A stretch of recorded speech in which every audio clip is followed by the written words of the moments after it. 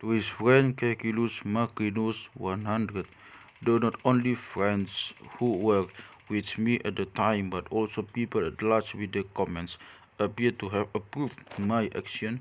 I attach great importance to your opinion. Why, well, I would have preferred to seek your advice in this matter before the decision was made. I am extraordinarily eager to have your judgment on it, even though is decided.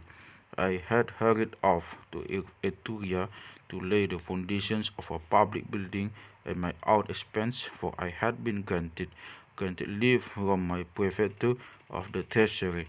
Then ambassadors from the province of Baetica, who intended to lay a complaint against the proconsul Caecilius Classicus, requested the Senate that I should represent them.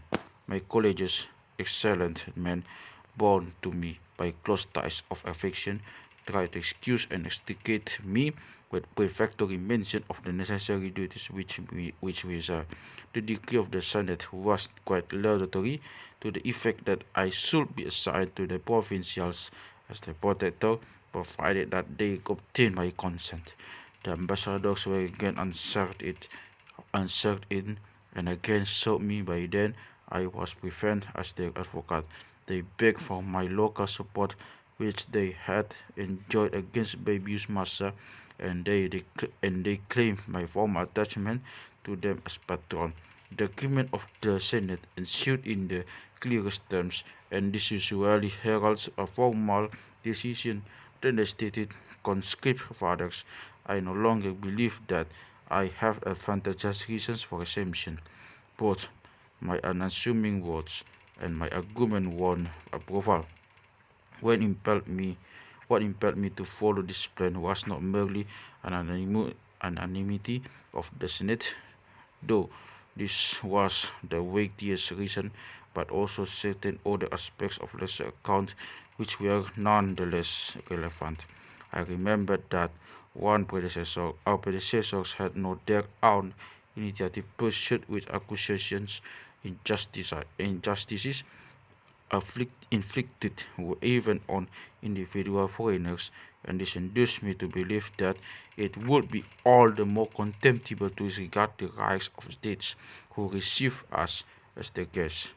Moreover, when I recalled the considerable dangers I had undergone in that earlier advocacy on behalf of the Vatican's, I thought it important to preserve the merit of that former service by undertaking this new one, for it is in the nature of things that you undermine your earlier kindnesses of if you do not reinforce them with new ones, for however often you put people under an obligation, if you refuse them and kindness just once, they remember only that one rejection.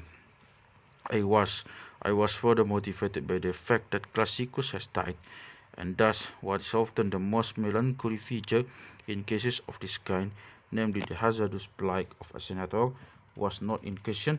I therefore realized that gratitude for my advocacy would be no less than if he were alive, whereas the odium would be non-existent. And finally I reckoned that if I performed this duty for the third time, I would have a rendier excuse if some individual became involved whom it would be undesirable for me to indict.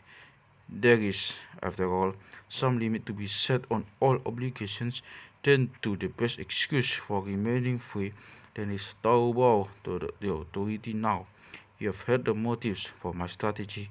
What remains is for you to come down on one side or the other. I shall be just as delighted by your frank disapproval as by your weighty approbation. Farewell.